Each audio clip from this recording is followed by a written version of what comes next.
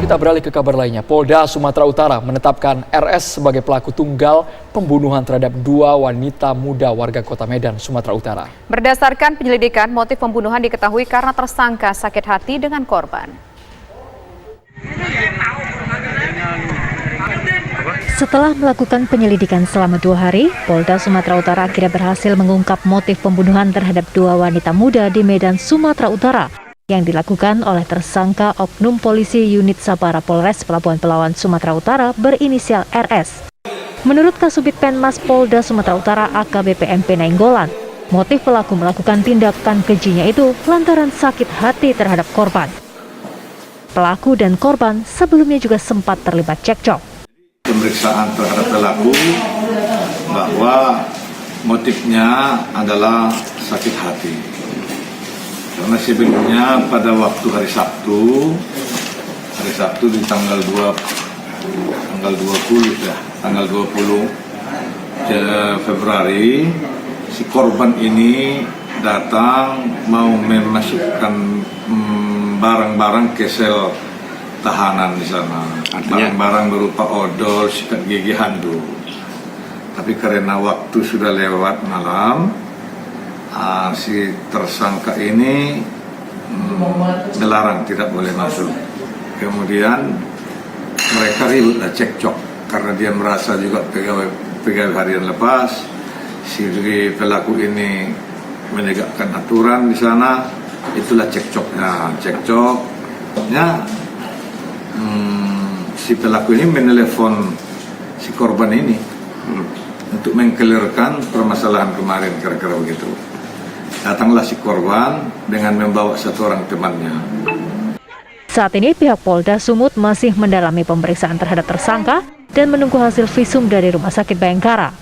Tersangka sendiri akan dikenai pasal 338 KUHP dan kode etik pemecatan. Dari Medan, Sumatera Utara, Yoga Syahputra, Ronald Napitupulu, TV One mengabarkan. Sudah bergabung bersama kami Kasubit Penerangan Masyarakat Polda Sumatera Utara, Bapak MP Nainggolan, Kombes Pol MP Nainggolan. Selamat petang, Pak Nainggolan. Kami ingin tahu, Pak, sebenarnya motifnya itu apakah benar sakit hati kepada korbannya ini, pelaku? Ya, selamat sore. Jadi sampai hari ini hasil penyelidikan kita begitu. Tidak ada motif lain. Hanya karena cekcok waktu si korban ini mengantarkan titipan ke sel tahanan karena di sana ada mungkin saudaranya. Karena waktunya sudah lewat malam, dia tidak diperbolehkan masuk. Itu awalnya. Sampai sekarang hasil pemeriksaan yang kita lakukan masih sebatas itu. Nah, ini pembunuhan dilakukan gimana, Pak, ceritanya? Apakah ketika pada saat itu juga langsung melakukan aksinya, berupaya, atau mungkin tersangka ini menyusun rencana terlebih dahulu, Pak? Ya, jadi kan mereka cekcok itu kira-kira hari Sabtu, tanggal 20. Besoknya si anggota ini menelepon si korban agar dia datang menyelesaikan persoalan yang tadi malam, kira-kira begitu. Si korban memenuhi undangan itu dengan membawa 1 orang temannya. Setelah mereka bertemu, si korban ini mengajak, si tersangka ini mengajak si korban dengan temannya itu menaiki mobil. Ternyata dia membawa si korban ini ke sebuah hotel yang ada di kawasan Padang Bulan, Medan. Di sanalah dia menghabisi kedua korbannya itu. Kami ingin tahu, Pak MP Nainggolan, sebenarnya hubungan antara korban dan pelaku ini sudah seberapa jauh? Kenapa ketika diajak ke hotel, korban mau saja seperti itu? Kalau yang hubungan khusus tidak ada. Tapi kan jelas mereka saling mengenal karena yang satu anggota, yang satu lagi pegawai harian lepas di Polres. Mereka sudah saling mengenal begitu. Karena mungkin niatnya mau menyelesaikan cekcok yang tadi malam, si korban ini menuruti saja.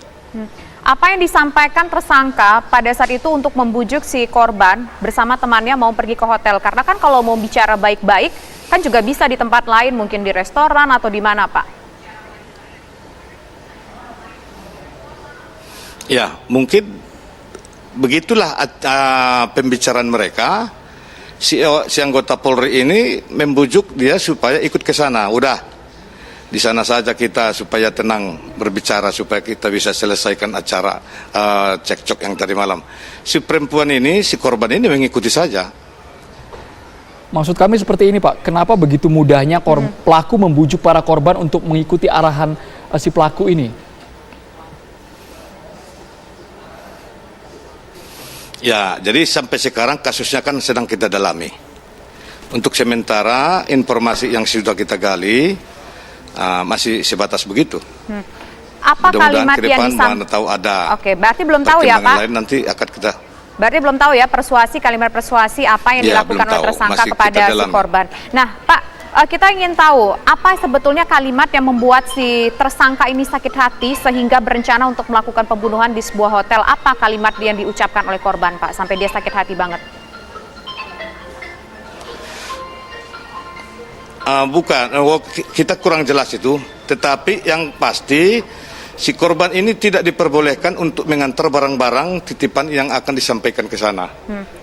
Itu saja. Kebetulan dia pun kan merasa jadi keluarga polisi karena bekerja sebagai pegawai harian lepas. Merasa tidak diperbolehkan masuk padahal dia merupakan pegawai harian. Cekcok lah. Lalu Pak Nainggolan Biasalah, apa yang... ribut-ribut di sana, mungkin si anggota ini pun jadi malu. Baik, tadi kalimat ini sudah dijelaskan oleh Pak Nainggolan di saya. Tapi Betul. Pak Nainggolan seperti ini, apa sebenarnya yang membuat pelaku begitu marah sehingga dengan cepat membunuhnya? Ini proses rekonstruksi pembunuhannya bagaimana Pak? Dengan alat apa yang digunakan oleh pelaku ini langsung 2 sekaligus bahkan? Ya, hanya dicekik. Dia cekik dulu si pegawai harian lepas itu si korban. Temannya itu karena ikut menyaksikan, terpaksa ikut dia dihabisi juga. Apakah pada Jadi saat menghilangkan jejak, kedua mayat ini, kan dua-duanya dicekek Pak, itu kan ada kedua jeda mayat waktu. ini dibuangnya di daerah yang berlainan. Oke.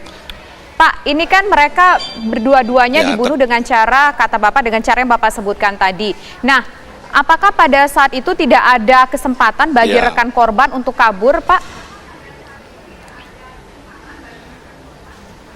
Kan mereka di dalam, dia kunci dong dari dalam. Umurnya pun tadi kan masih kecil, 13 tahun. Oh, jadi satu korbannya berusia 13 tahun? Ya, temannya si pegawai harian lepas itu kan masih kecil. Baik, Pak Nainggolan, kami ingin tahu Pak, sebenarnya Umur bagaimana 13 keseharian tahun, mungkin aktivitas? dia pun menyaksikan begitu.